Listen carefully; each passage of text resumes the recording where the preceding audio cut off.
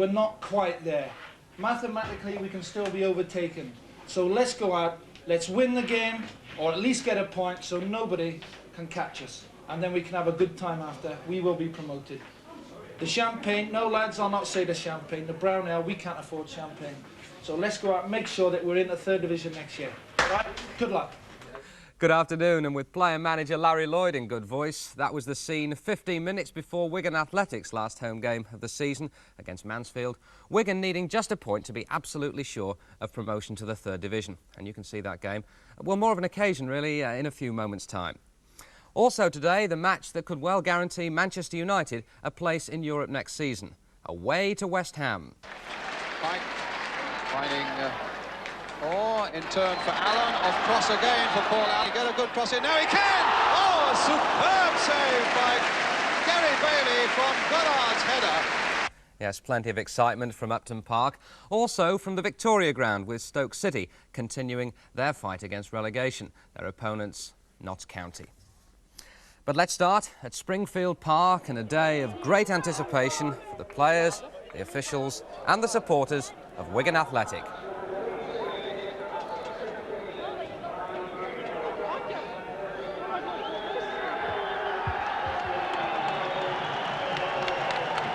Only 4 years since Wigan were elected to the Football League. Here they are then on the threshold of promotion for the first time. The commentator, who you'll be hearing in just a few moments, Martin Tyler.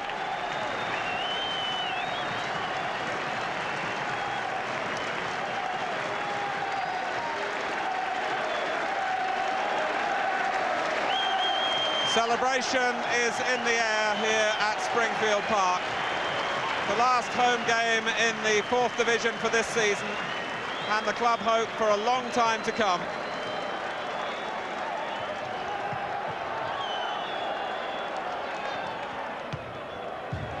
For striker Peter Horton, the potential of promotion holds special significance.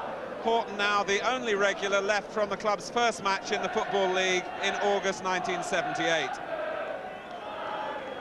6 of the current side are in their first season at Springfield Park, and £60,000 was invested in January on Eamon O'Keefe from Everton. Les Brad has recently been voted Player of the Year, but at 34 it's not been decided yet whether he'll still be a Wigan player next season. Mansfield have dropped Jim Lumby, their top scorer, with 18 goals, but one name that might strike a familiar chord in the Northwest, left-back Arthur Mann, who 12 seasons ago won a League Cup winners' medal with Manchester City. Charlie Bell for Middlesbrough and Paul Cannell for Newcastle United have also played in the 1st division, but the side has badly missed the player-manager Stuart Boehme, a vastly experienced centre-half who might have brought to Mansfield the on-the-field influence Larry Lloyd has given to Wigan. Boehme, though, hasn't been able to play since September because of a slipped disc. Mansfield Town kick off because of traffic problems. They didn't arrive at Springfield Park until 14 minutes before the scheduled kick-off. One wonders how quickly they'll be able to settle to their task here against the Wigan side, who need just that 1 point to confirm their promotion. Wigan in the blue and white stripes. The header from their captain Colin Methven, and then from Graham Barrow, but it's out of play.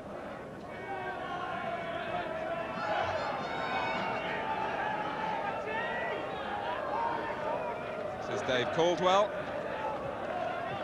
Adrian Burrows. The pitch is hard, but flat. Gary Nicholson for Mansfield. This is Arthur Mann. Mansfield themselves need 1 point to make sure that they don't have to apply for re-election. They come here in 17th place.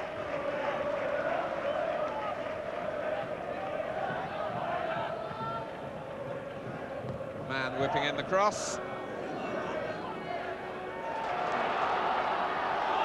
And here's Peter Horton, who's got a turn of speed. O'Keefe to his right, and he saw him. Brad making tracks into the middle as well. And a corner awarded by referee Ken Redfern from Whitley Bay.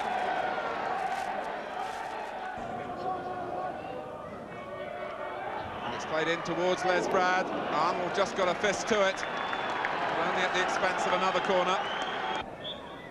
Glenn tries again. It was Barrow flicked it on.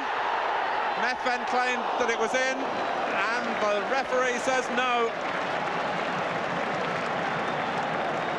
Very much a move out of the Wigan manual this season, with Graham Barrow flicking it on as the goalkeeper came. Methven went in, but no goal.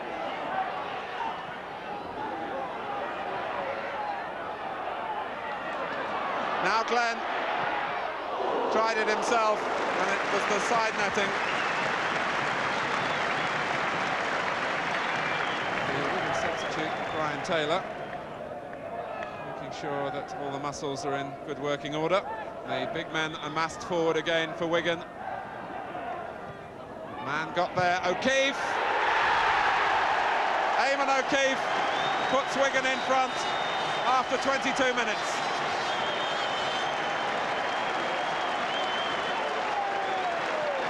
Well, the aerial pressure paying off, not perhaps directly, but the ball dropping for O'Keefe, and Arnold was possibly unsighted.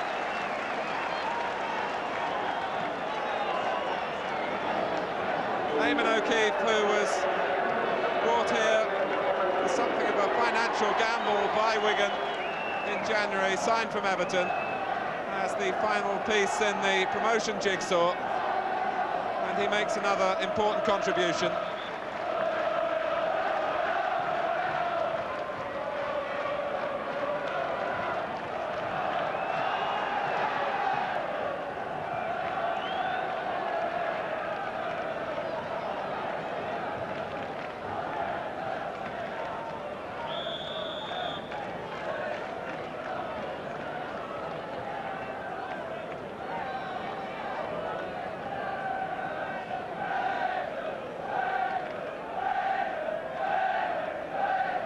Cribley and company at the back must now be drawn into the euphoria of the side having taken the lead, as they have to defend against the free kick and Caldwell's header that loops wide.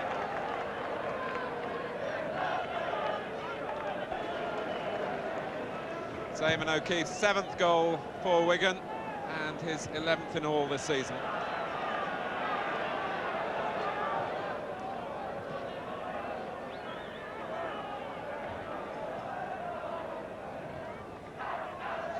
Glenn now having to track back with Cribley.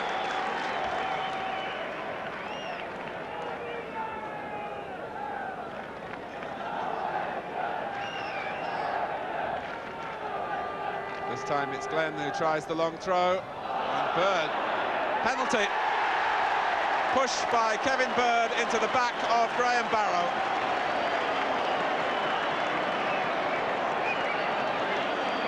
Coming directly from the long throw. Bird, the offender.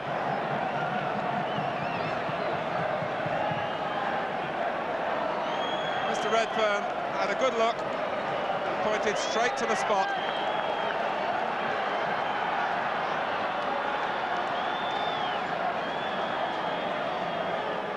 So Eamon O'Keefe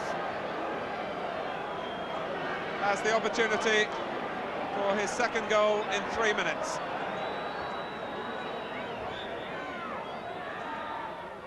And takes it.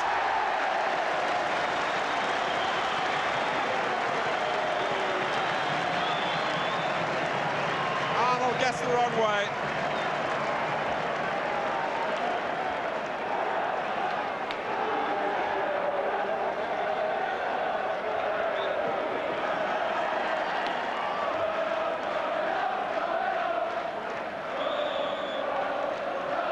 Mansfield have been under the collar really since the start, and a 2-goal salvo.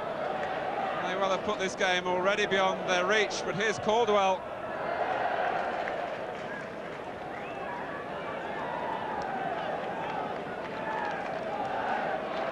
And here's Barrow.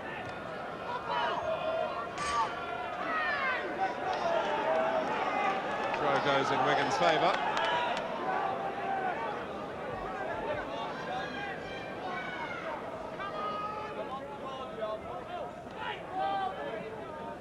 Hawke gets away from Bird. And it might fall yet for O'Keefe. Wouldn't quite come for Brad, and then Glenn.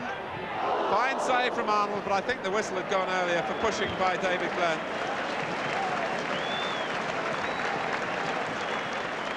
Glenn was leaning in before he had the shot that Arnold blocked in spectacular fashion. There was the foul, and the whistle had gone before Glenn let fly.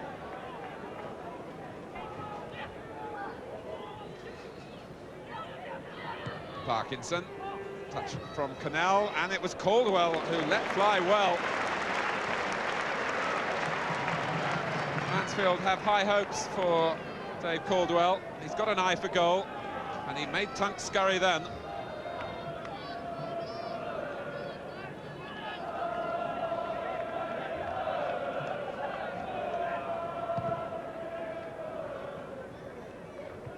Brad's header.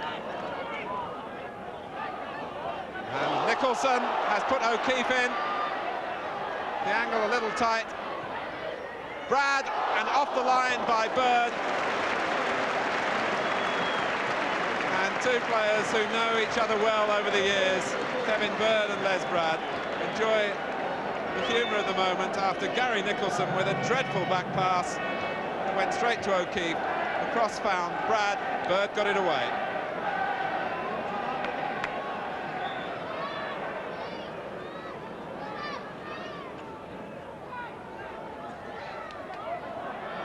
Corner again.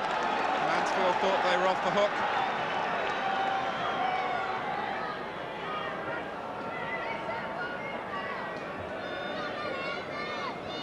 Barrow coming off the near post, Brad behind him.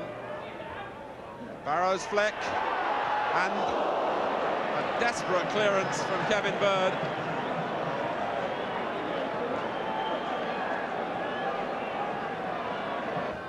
Glenn's corner now from the other side. The fists of Arnold. The volley from O'Keefe. Just a little further out from where he opened the scoring. And on that occasion, he had to shoot under much more severe pressure.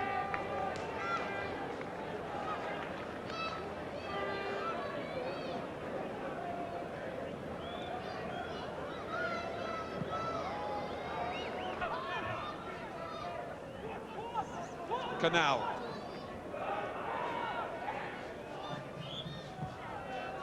McMahon tackling back, gives away the free kick. And that's a chance as we move into stoppage time at the end of the first half for Mansfield to close the gap.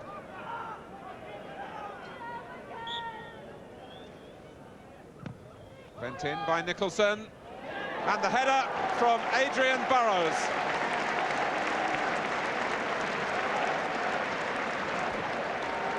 Nicholson curled it in cleverly, and Burrows timed his run beautifully.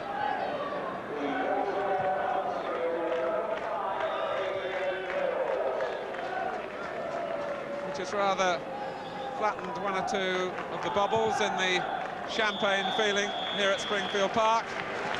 Right on half-time, but 2 goals midway through the half from Eamon O'Keefe, giving Wigan the advantage, but Burrows pulling one back right on the stroke of half-time. And Larry Lloyd, perhaps a word or two about concentration as he goes into the dressing room. A half-time score, it's Wigan 2, Mansfield 1.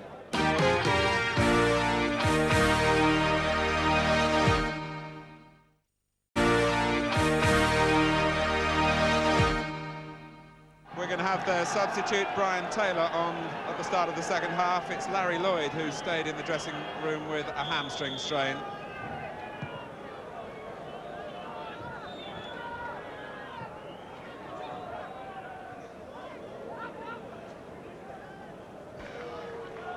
And the familiar figure here at Springfield Park these days, Bobby Charlton, a director of the club, and the chairman, Freddie Pye, to the left as we look.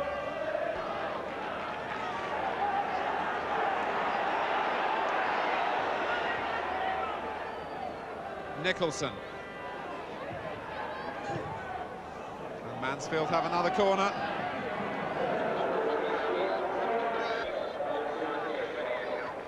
Bird is up on the far post. Parkinson, who strikes in a good ball, tries so again. Woodhead. Caldwell was straight at the goalkeeper. It's another warning for Wigan. But all is not settled yet here. Larry Lloyd is a hard taskmaster, and I shouldn't think he'll be too pleased with what he's been seeing from the bench. Methven. Now Horton, and now Brad. And McJanet obstructs him. Brad was trying to cut across the stride of Les McJanet to stop him making a tackle. Horton planted it forward into the stride of Brad. That was the contact, which looked fairly accidental, but the decision is an indirect free kick. Mansfield calling Caldwell back onto the end of the wall. O'Keefe gets the hat-trick and recaptures the mood that had died a little in the second half.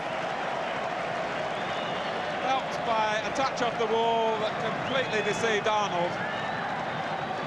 It's his second hat-trick since his move here from Everton. He got 3 goals against Crewe earlier in the season. And 5 minutes from time, it's Wigan 3, Mansfield 1.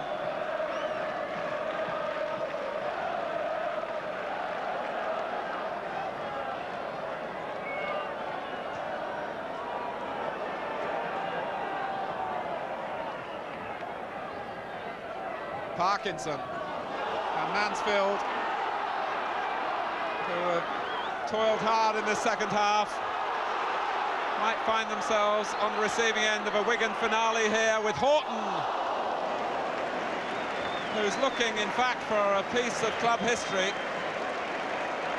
He's got 49 league goals and would become the first player in the club's history to reach 50. But that chance passed him by.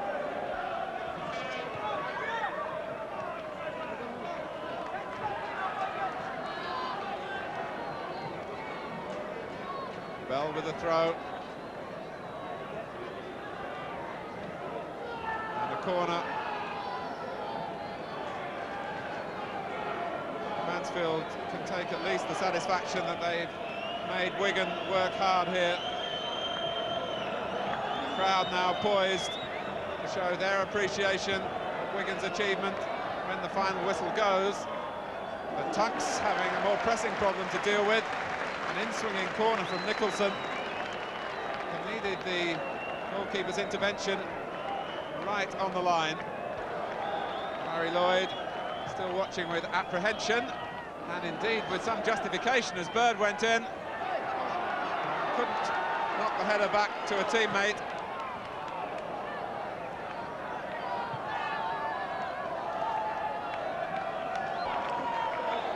Over the barriers now, ready to pay their tribute.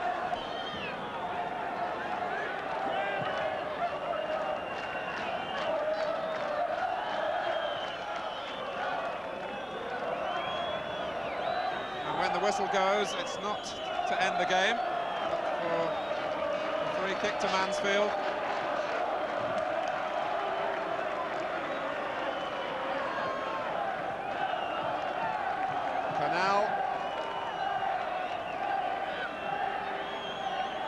This is Woodhead. Caldwell. Chance for Glenn to clear. And for Horton. And O'Keefe, who made himself available well, was offside. But Eamon O'Keefe here is the player that Wigan delved deep into their financial resources to sign.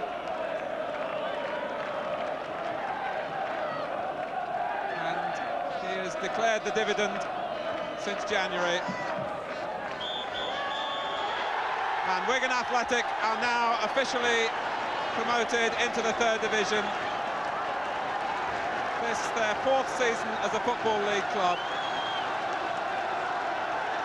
The crowd come on to pay their respects, and Larry Lloyd has brought to the job of player-manager the winning attitudes he exhibited under Bill Shankly at Liverpool and Brian Clough at Nottingham Forest. And on the field and off it, he's cajoled his side to a considerable achievement. It's a day of celebration for Wigan Athletic. And let's get a reaction now from Larry Lloyd, who's talking to Elton Wellesby. I'll just have a look at it, Elton, and tell him not to get changed yet. All right. Larry, a very proud day for you. Yeah, tremendous. Not one of our better performances, but we're promoted now, and we're in with a chance for the championship. A few nerves second half? Yeah, we didn't play well second half, did we? But it's all about winning, and we've won. But what an investment Damon O'Keefe's turned out to be. Yeah, that's his second hat-trick of the season since he joined us, and he's done a brilliant job for us. And what about the crowd? 9,000 today, nearly. I thought they were going to blow it at one time by coming on, but they kept their heads. And, well, look at them. Everything's fine, isn't it? How does this achievement compare to all the things you won as a player? Better than anything I've ever done in my career. European Cups, League Cups, Championships, but this is the best because this is my team. Are you too emotional at the moment to even think ahead to next season and whether the team is good enough for the Let's 3rd? enjoy this first, and then I'll think about the 3rd division.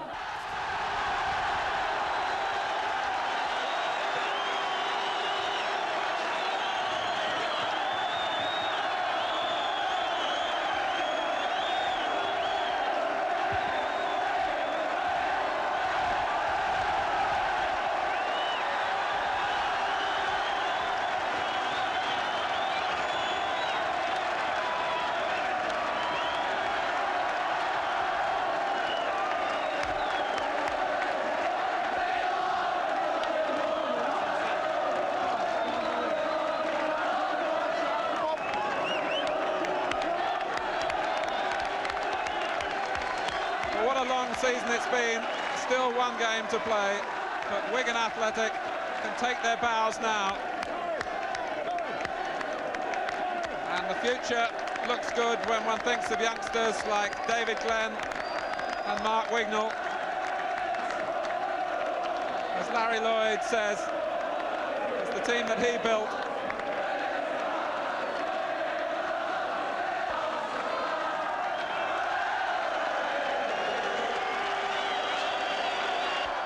Their supporters appreciate the way that Larry Lloyd has asked his directors, including Bobby Charlton, for funds to increase the quality of the playing staff. Moments like these are rare in the life of a footballer, and quite rightly the players of Wigan Athletic are enjoying every second of this.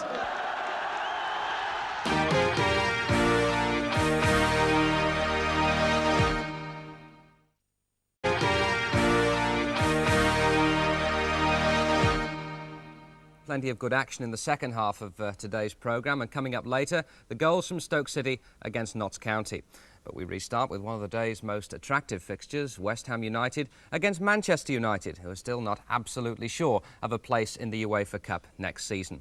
Well, London Weekend Television were there. Brian Moore's the commentator. United, in fact, looking for their first win in London this season. West Ham have had a late change forced on them. The Belgian international, Francois van der Elst, injured an ankle in training yesterday and is replaced by the young Scot George Cowie, and this will be George's 4th game in the first team. Manchester United, meanwhile, have also had to leave out a key player today. Brian Robson injured his neck against Nottingham Forest in midweek. He woke up this morning in severe pain, and Remy Moses comes into his place. Gary Birtles is back in the attack, with Scott McGarvey moving to sub. The referee is Stephen Bates of Bristol, and in brilliant weather, Manchester United have their usual big following. And it's West Ham who get us away, attacking the goal to our left. They're in the dark shirts. Manchester United today in a change strip of white. Here's Jeff Pike on the ball for them. United in such a good run at the moment, having lost only one of their last 7 and having won their last 3 games by a goal to 0. Cross with a delicate touch but not reaching Brooking. And a jump there by Ray Stewart, not making the right sort of contact, but here's Stewart again, finding Goddard. Devonshire away on the left, but it's cut out quite easily by Gidman for Manchester United. Laron backing off him. Devonshire coming back to help, and a goal kick.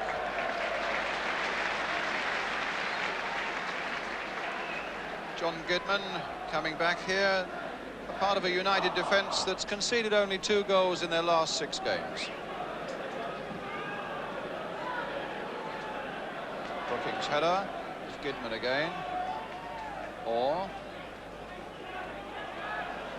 Cross leaping early, but still getting a contact, being thumped in the back there by Kevin Moore, and a free kick to West Ham.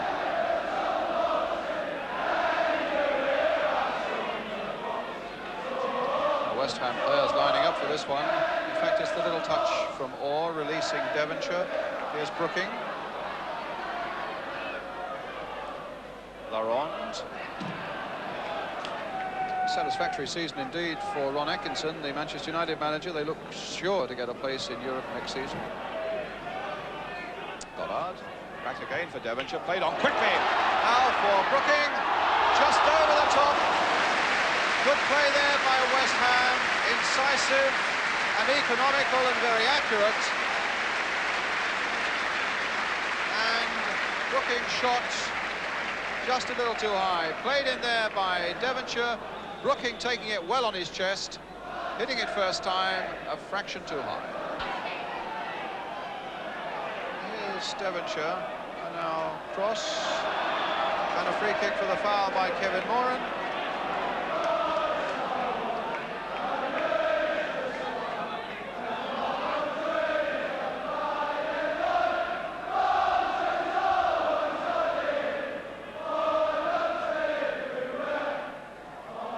Taken it, Devonshire played on to Brooking, trying to get it in for Cowie, who'd come up fast. There's Allen on the far side, the cross coming in, Goddard couldn't quite get to it, but it really was a case of making a marvellous opportunity out of almost nothing. But West Ham get a throw with Laurent, finding Brooking. Oh, that was amazing, cross turning it in into the side netting.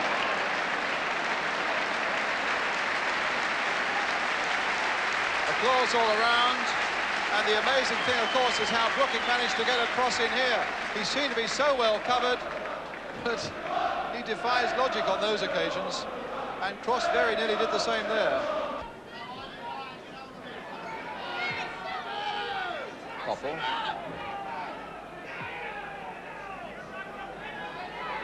Owen. Stapleton. Koppel. Grimes, back again for Koppel. Whipping a good cross in, but it'll be a corner off the head of Ray Stewart. The question is whether there'll be time enough for United to take it. Well, they have already. Grimes getting it in, and Brooking with a header getting it away. Only as far as Moses. Now Wilkins, can Allen intercept there? He can't. But Orr gets it to Allen. As the half-time whistle goes, no goals. And a half-time score here at Upton Park. It's West Ham United 0, Manchester United 0.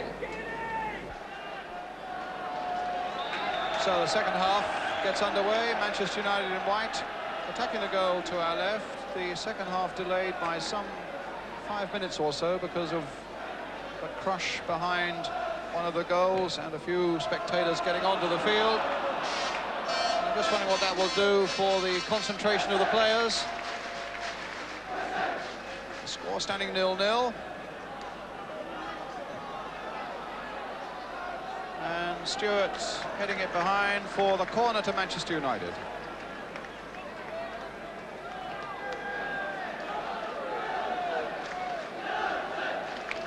So Grimes with a corner in the first minute of the second half then for Manchester United.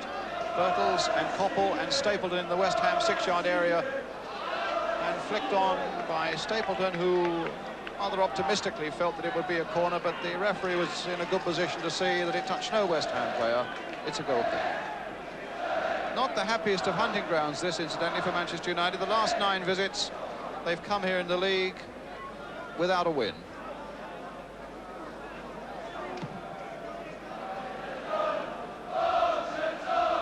Goddard. Unfairly shoved off the ball by Moses. Free kick for West Ham. Interesting position. It could hardly be more central. It's something like 23 yards out from goal. Brooking and Stewart behind it. Stewart quite capable of blasting a hole in that United wall, and that's what he'll be aiming to do. Don't seem to be back 10 yards, and that's why the kick's been delayed while Mr. Bates gets that organised.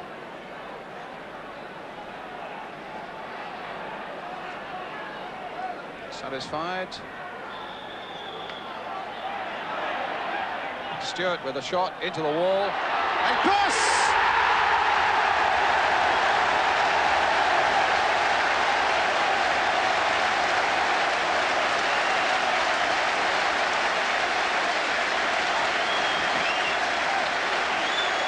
The kick was ferocious. It ricocheted off the wall of number 7 Moses, and Cross was in there to side-foot it with the outside of the right boot, and West Ham go into the lead with 4 minutes of the second half gone.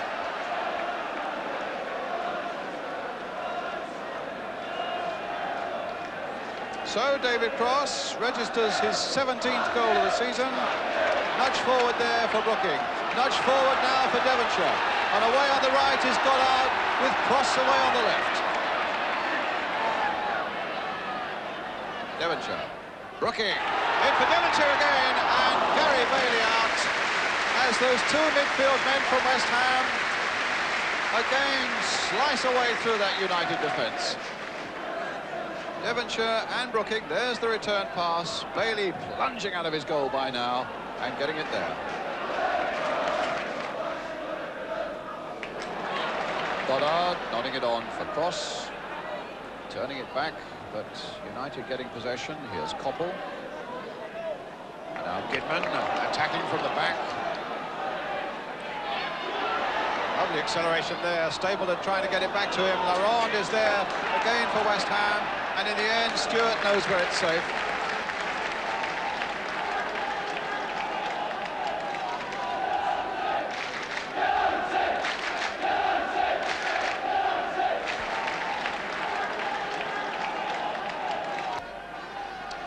With the throw, Birtles with the backward header, Stapleton. Oh, against the crossbar, no, tremendous let off there for West Ham. That would have really been a most spectacular equalising goal, but Devonshire comes away for West Ham.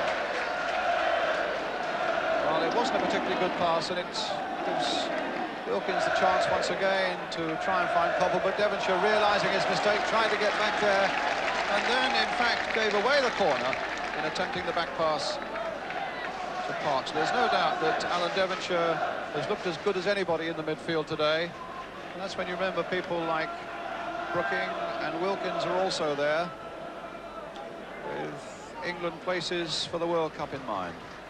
Koppel playing it wide, Moran playing it in, and it's got to go down to Kevin Moran.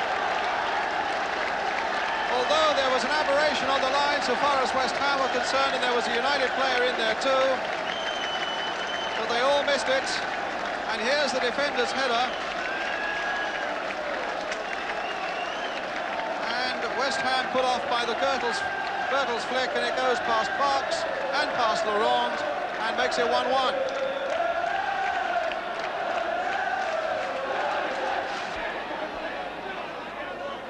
Grimes again. Orbiston. Long-range shot! Hit the post! Well, that's twice they've hit the woodwork in this second half, and 1 goal they've scored, Manchester United. A real raking shot there from Arthur Orbiston, which had the beating of Phil Parks, but not the post. Here's Brooking. Back again for Devonshire. That's a good cross by him for David Cross. Well, Bailey made the save, but from my angle here, whether that in fact came off Cross or Moran is hard to say. Maybe the slow motion will tell us. Good cross whipped in once more for West Ham. They both went up for it, yes, quite clearly. David Cross's header. Popple. Gidman. Now Wilkins. A little chip there towards Birtles. Well, that gave him every chance of making it 2-1. And Wilkins right at the centre of that one. A look up. And a beautifully played ball there, which Birtles took well. For all the attentions of the defender, might have done a little better. So Ray Stewart doing a bit of organising back there. Orbiston playing it in for Stapleton. Orbiston again attacking well from the back, cutting in a good cross there towards Popple. Now Wilkins trying it on the other side as the other fullback gets in there now. Gidman, and there's Birtles with it. Oh, what a good save! And Moses maybe with a chance in a tremendous scrimmage there. The whistle has gone. But a marvellous example there in the first place of both United fullbacks, full of attack and a good smiling conclusion to quite a scrimmage there in that West Ham 6-yard area. Gidman it was, who dinked in a lovely little cross. Birtles a miraculous save in the first place by Parks. Then the bodies and the feet started to fly and the whistle went.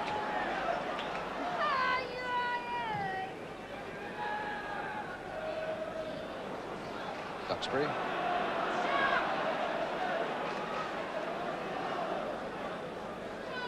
Popple. Gidman. Birtles. Well played, Laurent. Pike finding in turn for Allen. Off cross again for Paul Allen. West Ham coming forward. Now Brooking, can he get a good cross in? Now he can! Oh, a superb save by Gary Bailey from Goddard's header. Tremendous piece of football. A lovely cross by Brooking. And a lovely reflex save from the Manchester United goalkeeper from Goddard's header. United, meanwhile, are making their substitution. Bailey, a tremendous save. Birtles goes off, and McGarvey is now on. But he'll only be on for a matter of a minute or so. A real late substitution, that one. Brooking now with the corner towards Stewart. Devonshire flying wide of that United goal again. And a real rousing finish now at Upton Park.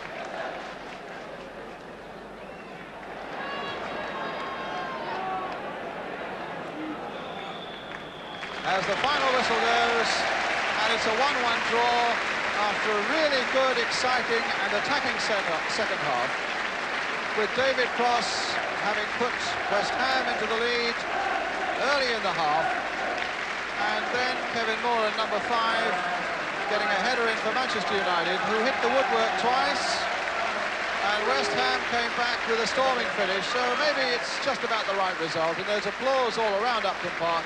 People here certainly have enjoyed it. And a final score which reads West Ham United 1, Manchester United 1. So, barring a disaster, Manchester United will be in Europe next season. It looks as though Everton, down in 8th position, have squandered their chance following that 1-1 home draw with Wolves. But still out in front, Liverpool, just waiting for them to slip up Ipswich. 2 points behind, but having played a game more.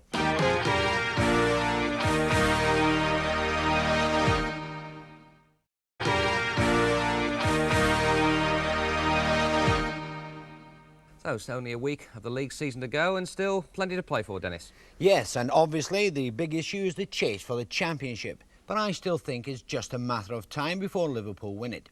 Looking at the positions again, Liverpool need 4 points to clinch it, presuming Ipswich win both their remaining home games. That means a win and a draw from these 3 games. At Arsenal on Tuesday, home to Spurs next Saturday, and at Middlesbrough on Tuesday the 18th. Yes, it's still Liverpool's title. Well, if the biggest celebrations were at Wigan yesterday, the biggest signs of relief were a few miles away at Bolton. Their win over Sheffield Wednesday almost certainly guarantees a place in the second division next season. It would take a remarkable set of results to relegate them. Orient are already down, and it looks like the other two will come from Grimsby, Cardiff and Wrexham.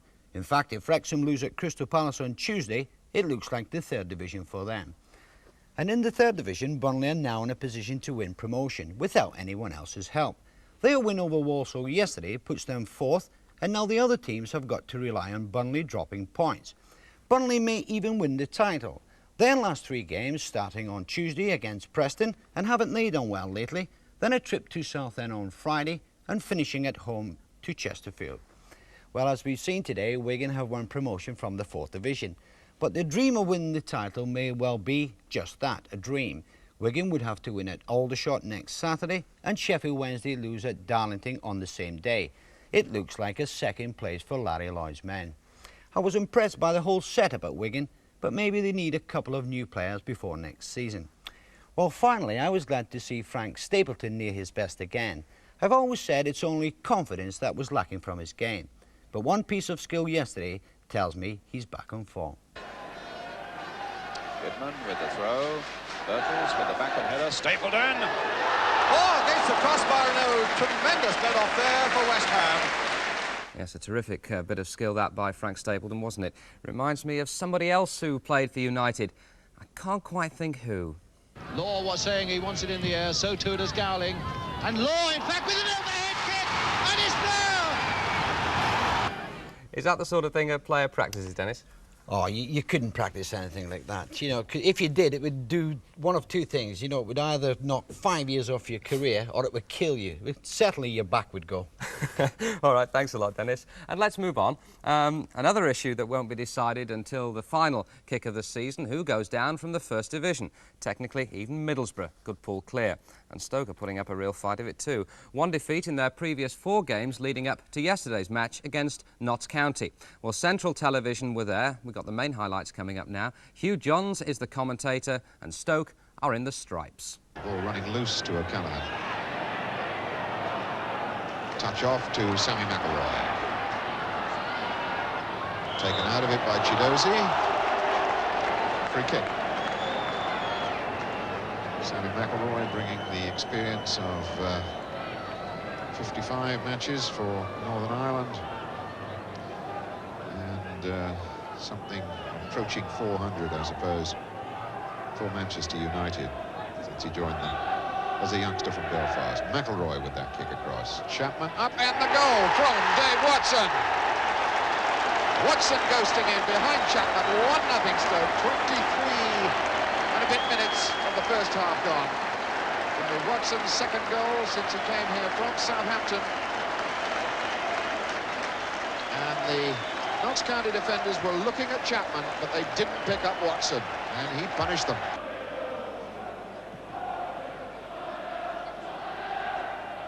Kilcline missing that one. That's Bailey. And Richards in a little bit of bother, and Maguire sneaks in and scores. Oh, yes. 2-0. Paul Maguire. 25 minutes. So within 2 minutes, Stoke fans have had 2 goals. Richards losing the ball. And the Notts County defence in such a mistake. The roll ball back. Maguire was first to it. Beats the goalkeeper. Empty net. Thank you. Watson sold himself a bit as he made for the ball. Dodd. Oh, ridiculous pass. Straight to McCulloch. And now Chidozie. And now it's 4-on-3. And Stoke finally get back. Chidozie made too much of it. Well, he's got the penalty. Brenner Callaghan, the man who brought him down. Crazy, really, because I think Chidozie had lost control of the ball. It was running away from him. And there go his legs. You can't really argue with that. So, Trevor Christie against Eric McManus. That's it. Christie scores. Stoke 2, Notts County 1. 39 minutes for Trevor Christie. Around a dozen of goals this season, buried with the left foot, sends the goalkeeper the wrong way. And Notts County break with McCulloch going on his own. He looks, he tries, he drives, he hits the post. Oh! What a blistering right footer then from Ian McCulloch. One-on-one. Well, my feelings were he was going to score then. But that was a blaster of a drive, and he strikes the post. Now it's Parkin. Well played Parkin. McElroy now. Maguire. Biley, time to turn. Didn't. Parkin. Oh! Derek Parkin. So desperately close then. Well, it's nearly 8 years since Derek Parkin scored in a league match. But he really came so close. What a wonderful save from Avramovic. Christie down for McCulloch. Squirted away for Chidozie. He can deliver. Drops for Christie. The touch from there. And that's Pedro Richards has equalised. Pedro Richards, 2-2. And 10 seconds from full time.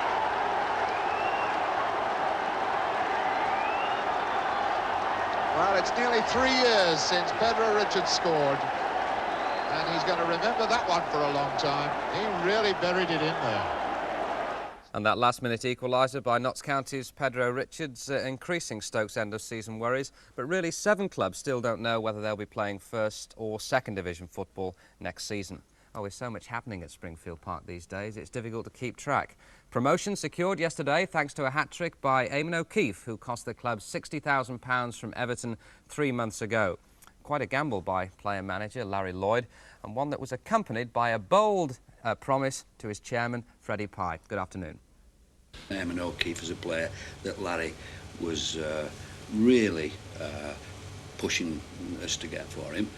And, you know, he's come to me and said, on the board and said, look, get me O'Keefe and he'll get us up. Amassed forward again for Wigan. Man got there, O'Keefe. Eamon O'Keefe puts Wigan in front. So Eamon O'Keefe has the opportunity for his second goal in 3 minutes.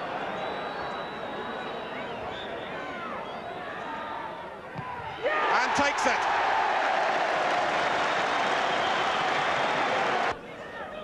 Mansfield calling Caldwell back onto the end of the wall. O'Keefe gets the hat-trick.